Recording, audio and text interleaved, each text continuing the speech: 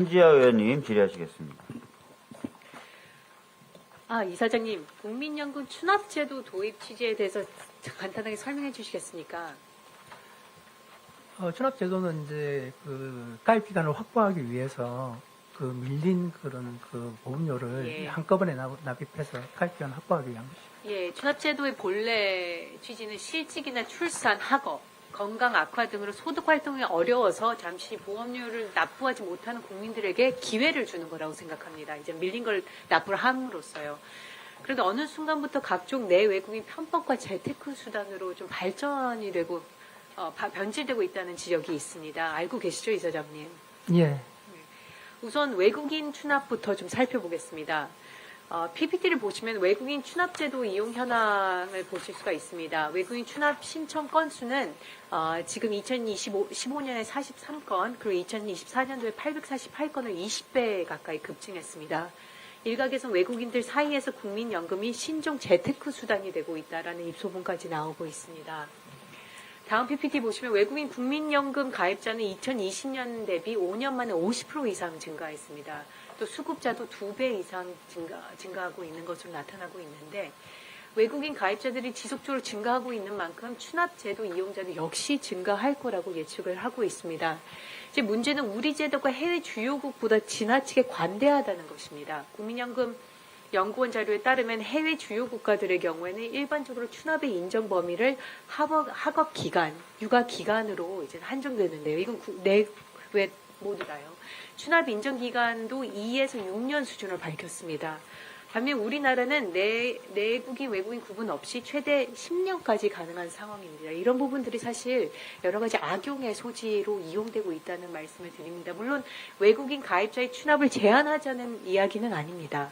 다만 국내 미래 인구 감소와 상호주의 측면을 고려했을 때 추납제도 전반에 대한 면밀한 검토가 필요하지 않을까라는 생각이 들고 또 이런 외국인 비중이 급격히 늘어나고 있는 상황에서 봉단이 외국인 악용 사례들을 어떻게 관리할 건지에 대한 검토도 필요하다고 생각합니다. 어떻게 생각하십니까?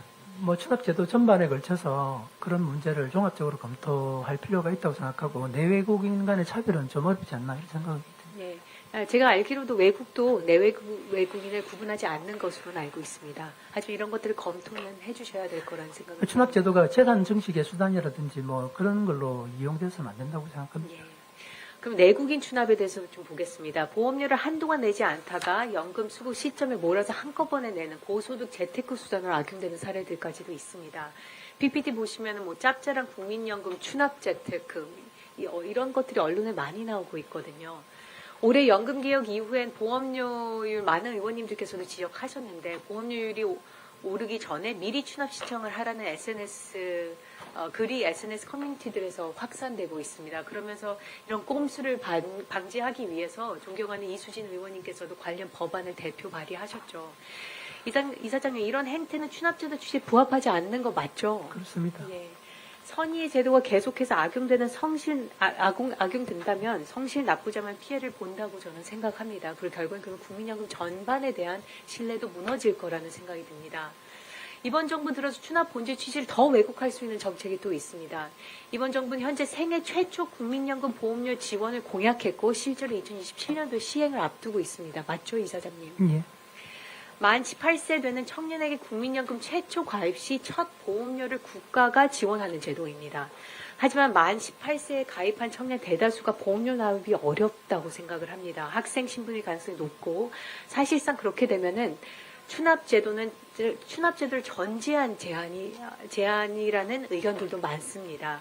생애 최초 국민연금 보험료 지원으로 야기될 수 있는 추납은 사실상 추납제도의 공익적인 목표와 좀 어긋날 수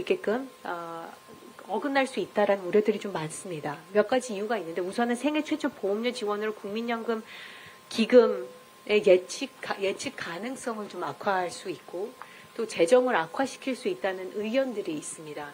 또 다른 측면으로는 만 18세 가입을 통한 가입 시점을 앞당김으로써 국민연금에 대한 불신을 해소시키고 지원으로 공평한 추납 기회를 주장을 할 수도 있지만 추납으로 목돈을 한 번에 넣고 연금 수급액을 늘릴 선택을 할 수 있는 계층은 사실 서민층보다 고소득층일 거라는 생각이 듭니다. 맞습니까, 사장님?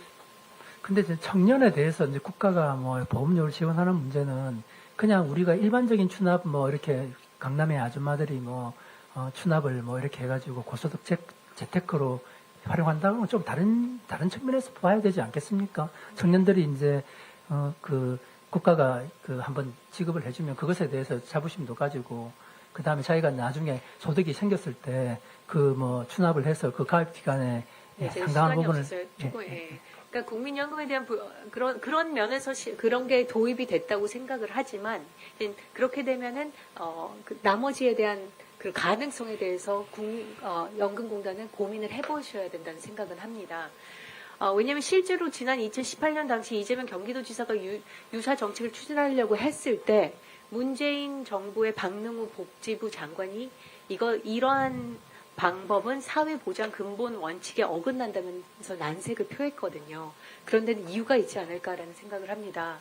그리고 마지막으로 성실 납부를 했음에도 추납으로 인해 예상치 못한 손해를 볼 그런 선량한 국민들도 계시지 않겠습니까? 그러니까 이거를 종합적으로 판단하고 대책과 그런 예방책을 마련을 해야 되는 역할을 이 공단에게 있다는 말씀 다시 한번 강조를 드립니다.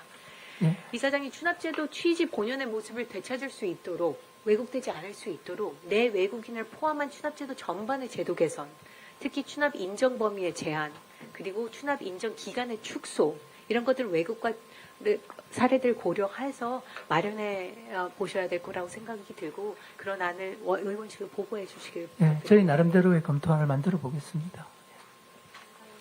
네. 예.